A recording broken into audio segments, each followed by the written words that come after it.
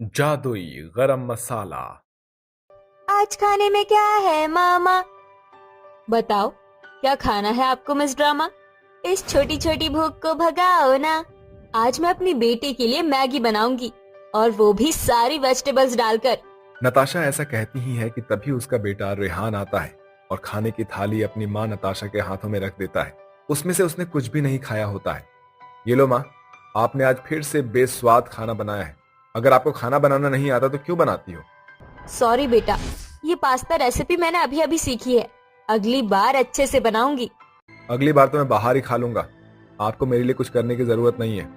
ऐसा कहने के बाद रेहान वहां से चला जाता है, जिसके बाद नताशा अपनी बेटी रिया के लिए मैगी बनाती है। मम्मा, आप रहने दो, मैं खुद बना लूंगी। आप मैगी भी खराब कर दोगी और बिल्कुल भी अच्छी नहीं बनाओगी। रिया खुद ही मैगी बनाने लगती है, जिसकी वजह से बेचारी नताशा को बहुत बुरा लगता है। आखिर मैं ऐसा क्या करूं जिससे मेरे बनाए खाने में स्वाद आ जाए? एक काम करती हूँ, आज मैं बाजार जाती हूँ और वहाँ से कुछ अच्छे स्वादिष्ट मसाले खरीद कर लाती हूँ। नताशा शाम को बाहर जाती है, जिसके बाद वो वहां से अलग अलग टाइप के गरम मसाले खरीदती है। आज तो मैंने कई सारे गरम मसाले लिए हैं। इन मसालों से मैं अब हर रोज अच्छी अच्छी सब्जी और खाना बनाऊंगी। नताशा घर जाकर सबके लिए खाना बनाना शुरू करती है। शाम के वक्त विवेक भी ऑफिस से घर आ जाता है और अपना भरा हुआ टिफिन नताशा को पकड़ा देता है। ये लो नताशा, आज मेरी मीटिंग थी, मैं खाना नहीं खा पाया। हाँ हाँ, जानती हूँ, खाना पसंद नहीं आया होगा। खैर, कोई बात नहीं, आज तो सब लोग पेट भरकर खाना खाएंगे। नताशा चुपचाप टिफिन लेकर रसोई में चली जाती है, जिसके बाद वो खाने की टेबल को अलग अलग प्रकार के भोजन से सजा देती है। चलो आ जाओ सब, आज मैंने सबकी पसंद का खाना बनाया है। इतनी सारी चीजें देखने के बाद विवेक, रेहान और रिया के मुंह में पानी आ जाता है।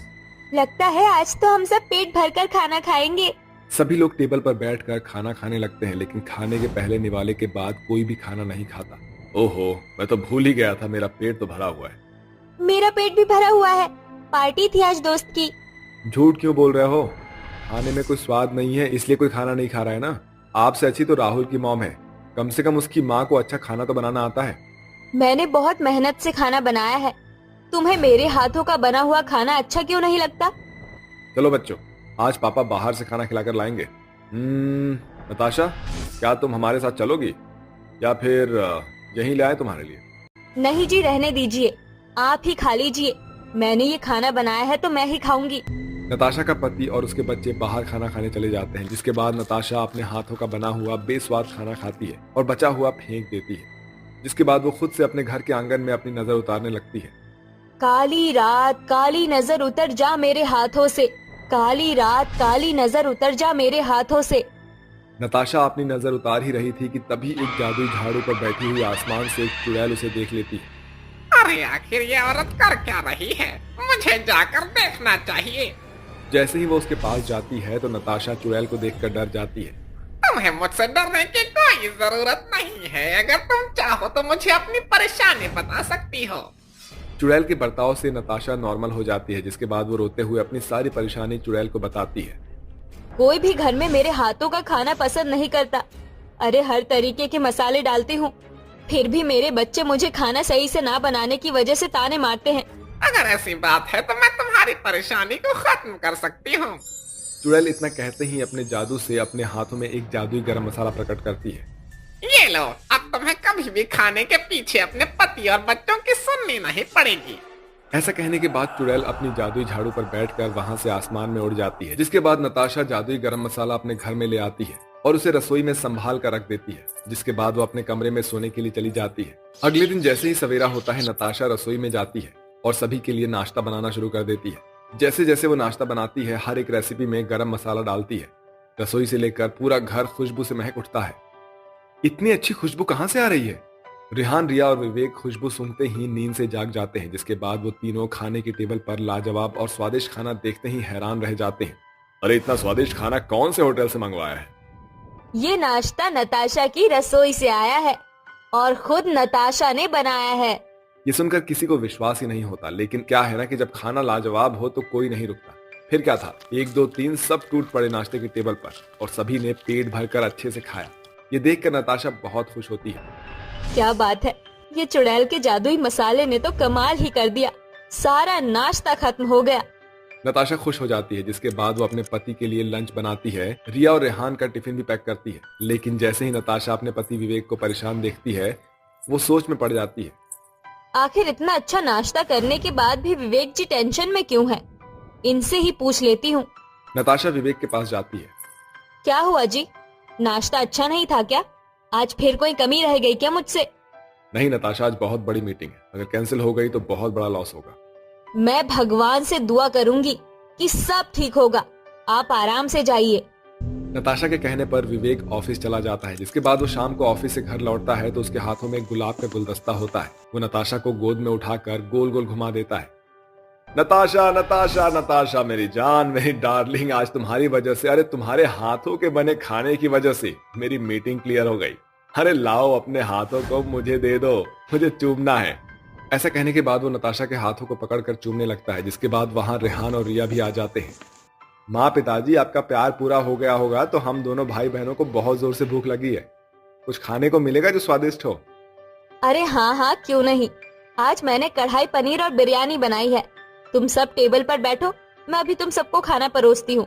ऐसा कहकर नताशा तुरंत रसोई में जाती है और गरम मसाला हर एक खाने की चीज पर थोड़ा थोड़ा डाल देती है, जिसके बाद वो खाना और भी स्वादिष्ट बन जाता है। फिर क्या, नताशा और उसका पूरा परिवार पेट भरकर खाना खाता है। खाना खाते समय विवेक नताशा से कहता है, नताशा, मेरे कुछ सर और मैम कल घर पर खाना खाएंगे, कल भी तुम्हें ऐसा ही स्वादिष्ट खाना बनाना है। अजी आप चिंता मत कीजिए, कल मैं ऐसा खाना बनाऊंगी कि आप तो क्या, आपके सर और मैम अपनी उंगलियां चाटते रह जाएंगे।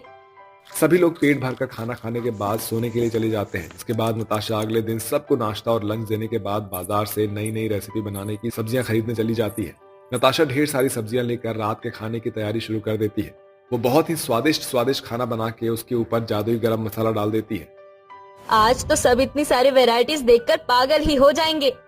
तभी विवेक के सर और मैम आ जाते हैं। नताशा तुरंत खाने की टेबल को बहुत अच्छे से तैयार करती है। जब विवेक के सर और मैम खाना खाते हैं तो वो बहुत ज्यादा खुश हो जाते हैं, जिसके चलते वो विवेक का प्रमोशन कर देते हैं और अब नताशा को अपनी कंपनी में कैटरिंग का ऑफर भी देते हैं। अंजना की तबीयत नाजुक थी, ऐसे में उसके पांचों बेटे उसके सामने होते हैं और तीनों बहुएं भी, और सास कहती है, बेटा समीर, साहिल, देखो मेरी तबीयत कुछ ठीक नहीं है, कब आंखें बंद हो जाएं कुछ पता नहीं है, इसलिए मैं चाहती हूँ होली से पहले तुम दोनों की शादी कर दूं। अरे माँ, आप ऐसा क्यों बोलती हो, और होली आने में 6 महीने हैं। आप निश्चिंत रहिए, हम शादी आराम से कर लेंगे, है ना साहिल? हाँ भैया, माँ आप लड़की ढूंढिए, हम दोनों शादी कर लेंगे। तो ठीक है, तीनों बहू देवरानी आने की तैयारी कर लो। जी माँ जी, पहले आप ठीक तो हो जाइए। कुछ ही दिनों में अंजना ठीक होकर हॉस्पिटल से घर वापस आ जाती है, जहां उसकी तीनों बहुएं उसके साथ नई बहू की खोजबीन में लग जाती हैं। माँ जी, ये तस्वीर देखिए, मुझे तो ये समीर भैया के लिए अच्छी लग रही है, और माँ जी साहिल भैया के लिए ये मोहिनी नाम की लड़की बिल्कुल ठीक रहेगी, उसके चेहरे का दमक तो देखिए। हाँ बहू, मुझे भी ये दोनों पसंद आई, चल कल ही इनके परिवार से बात कर लेते हैं। अंजना को वो दोनों लड़कियां अपने बेटों के लिए पसंद आ जाती हैं और अगले ही महीने उनकी शादी समीर और साहिल से हो जाती है। तभी घर की सबसे बड़ी बहू पायल उनकी आरती कर गृह प्रवेश करती है। मोहिनी, नैना, आओ, अब तुम घर में आ सकते हो। जी दीदी। अरे वाह, मेरी दोनों बहू तो बहुत सारा सामान लाई हैं। जी माँ जी, मम्मी ने हमारे लिए 2-2 ट्रक भरकर सामान भिजवाए हैं। माँ जी आप ध्यान से अंदर रखवा देना। हाँ हाँ बिल्कुल, तुम चिंता मत करो, इन तीनों के गरीब खाने से तो कुछ आया नहीं है, तो इसका ख्याल मैं रख ही लूंगी। माँ आप भी ना कैसी बातें करती हैं। खैर, मैं तो बहुत थक गया हूँ, सोने जा रहा हूँ। हाँ माँ, मैं भी, प्लीज अब कोई और रस्म मत करवाना। अरे तुम दोनों आलसी हो, 1 नंबर की, जाओ जाकर सो जाओ। अरे भैया, आप भी कैसी बातें करते हैं। आओ तुम दोनों को हम कमरा दिखा देते हैं तुम्हारा। तभी अपना सूटकेस लिए नैना के पीछे से मनीषा आती है और कहती है, रुकिए रुकिए, इतनी जल्दी जाने की भी क्या जरूरत है, आपकी ननद आ गई है। भैया भाभी दरवाजा रोकने, पहले दरवाजा रोकने की मेरा कैश प्राइस तो दे दीजिए मुझे। अच्छा बेटा, अपने भैया भाभी की आखिरी शादी में तू गायब थी और अब दरवाजा रोकने के लिए हाथ फैलाने आ गई, चिरकुट कहीं की। अरे भैया कान छोड़ो मेरा, मुझे दर्द हो रहा है। दो ना भैया। अच्छा समीर भैया आप ही दे दीजिए। मोहिनी भाभी, साहिल भैया दे दीजिए ना। हाँ हाँ दे रहा हूँ। अरे मेरी बच्ची आ गई हॉस्टल से पढ़कर। अच्छा हुआ ननद जी आप आ गई, हम तीनों ने आपको बहुत याद किया। बस बस जानती हूँ कितना याद किया होगा। तभी उसके दोनों भाई उसे दरवाजा रोकने के पैसे दे देते हैं और अपने अपने कमरे में चले जाते हैं। पांचों बहुएं घर में बहुत अच्छे से काम संभाल लेती हैं। ऐसे ही एक दिन तीनों भाई दफ्तर से लौटते वक्त एक टैक्सी कर लेते हैं। उस टैक्सी की काफी महीनों से सर्विस नहीं हुई थी। ब्रेक फेल होने के कारण एक्सीडेंट हो जाता है और ऑन द स्पॉट उन तीनों की मृत्यु हो जाती है। पूरे परिवार को जैसे ही घर के 3 बड़े बेटों की मृत्यु का पता चलता है, उससे उन्हें काफी दुख पहुंचता है। एक साथ तीनों बेटों के चले जाने से अंजना अपने सिर पर हाथ मार मार कर कहती है, अरे मेरे तीनों बच्चों को कोई लेकर आओ। हाय मेरे तीनों बच्चे मुझसे दूर हो गए। नितिन, केशव, अनुराग, बेटा वापस आ जा, तेरी माँ रो रही है। ये कैसी अनहोनी हो गई केशव जी, मुझे छोड़कर चले गए। नितिन जी वापस आ जाइए, मैं आपके बिना कैसे रहूंगी। अनुराग जी। भाभी अपने आप को संभालिए, माँ चुप हो जाइए। हटा दे इन तीनों को मेरे बच्चों के पास से, हटा दे। ये तीनों खा गई मेरे बेटे को, शक्ल भी नहीं देखना चाहती मैं। हाँ ये सब इनका ही किया धरा है। इन भाभीयों की वजह से मेरे तीनों भैया मुझसे छोड़कर चले गए। अब मैं 5 राखी की जगह 2 राखी ही बांध पाऊंगी। ननद जी ऐसा मत कहिए, हम तीनों बहनों पर भी दुखों का पहाड़ टूट पड़ा है। हमारे पति हमें छोड़कर चले गए। दीदी कितनी ओवर एक्टिंग करती है ना हमारी जेठानी, लेकिन क्या कर सकते हैं, मगरमच्छ के आंसू तो दिखाने ही पड़ेंगे। दुख का माहौल जो है, दुख का नहीं शोक का। अब इनके पति तो टाटा बाय बाय हो गए, तो इस घर पर हम राज करेंगे माँ जी को भड़का कर। क्यों बहन? हाँ दीदी, हाँ बिल्कुल ठीक कहती हो। दोनों बहनें बड़ी ही घमंडी किस्म की थी, जिन्हें ऐसी स्थिति से कोई फर्क नहीं पड़ रहा था। कुछ देर बाद उन तीनों का अंतिम संस्कार हो जाता है। जैसे तैसे मायूसी के कुछ दिन कटते हैं, लेकिन तीनों बहनें अभी भी बहुत दुखी थी।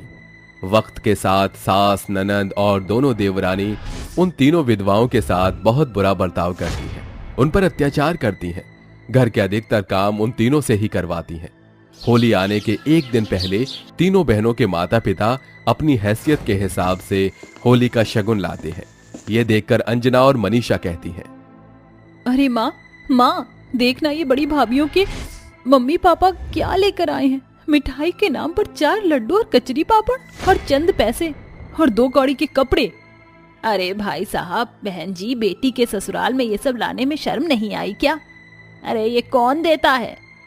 अरे समधन जी माफ कीजिएगा, लेकिन जितना हमारी लाने की हैसियत थी उतना हमने सामान लाने की कोशिश की। माँ जी आप कैसे कह सकती हैं, थोड़ा तो स्थिति को समझिए। अच्छा तो अब तुम हमें सिखाओगी? दीदी माँ जी सही खेल गई जेठानियों के साथ। बिल्कुल यही होना चाहिए इन गरीबों के साथ। अब देख क्या रही हो, अपने माता पिता की खातिरदारी करो। और हाँ गुजिया मत देना, वो इन दोनों के घर वालों के लिए हैं। तीनों विधवा बहनों को बहुत बुरा लगता है कि उनकी आंखों के सामने अंजना उनके माता पिता के साथ बहुत बेरुखी से पेश आती है और तिरस्कार करके भेज देती है। तभी मोहिनी और नैना के माता पिता आते हैं, जो कि होली के अवसर पर ढेर सारे तोहफे लाते हैं। और अंजना हाथ जोड़कर कहती है, अरे समधी जी आप आओ, तुम दोनों अपने माता पिता के पास बैठो। और तुम तीनों शक्ल क्या देख रही हो, जाओ जाकर समोसे गुजिया चाय वाय लेकर आओ। जी माँ जी। तभी सास की बात सुनकर सुमन उन्हें खाना पीना परोसती है। खाइए खाइए समधी जी, देखा तुम तीनों ने उनके माता पिता कितनी अच्छी अच्छी चीजें लेकर आए हैं। और तुम्हारे माता पिता, खैर छोड़ो क्या ही बोलूं। माँ जी आप ऐसे अपमान नहीं कर सकती हमारे माता पिता का। हमारे पतियों के जाने के बाद बहुत बुरा व्यवहार किया है आपने। माँ देखो तो भाभी की कैसे जुबान चल रही है। इन्हें जो बोलना है बोलने दे, फर्क नहीं पड़ता।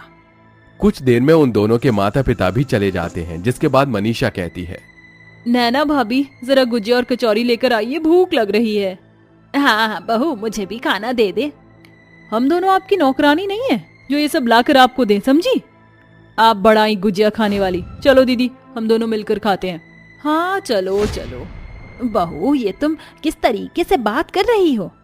आप इस तरीके से ही बात करने के लायक हो। हम दोनों के पति घर का खर्चा चलाते हैं और हमें ही ये सब चीजें खाने को ना मिले कि आप दोनों का और ये छाती पर मूंग डालने के लिए अभी तक बिना शादी किए घर में बैठी है। जैसा आप उन तीनों के साथ करती हो, आप दोनों भी यही डिजर्व करती हो। नैना, ये तुम कैसे माँ जी और ननद जी से बातें कर रही हो? भूलो मत, ये उनका ही घर है। अमीर घर से आई हो इसलिए तुम्हारा घमंड बोल रहा है। जिस पति पर तुम्हें नाज हो रहा है, भूलो मत वो माँ जी के ही बेटे हैं और माँ जी को पूरा हक है तुमसे भी ज्यादा। और रही बात ननद जी की, तो अभी उनकी शादी की उम्र नहीं है। अभी वह अच्छे से पढ़ेंगी, जॉब करेंगी। माँ देखिए, तीनों भाभियों को हमारी कितनी फिक्र है, लेकिन इन दोनों सुहागन भाभियों ने तो असली रूप में हमें दिखा ही दिया। हमने इतने समय से इनकी बेइज्जती की और आज भी भाभी हमारे पक्ष में ही है। तूने सही कहा बेटी।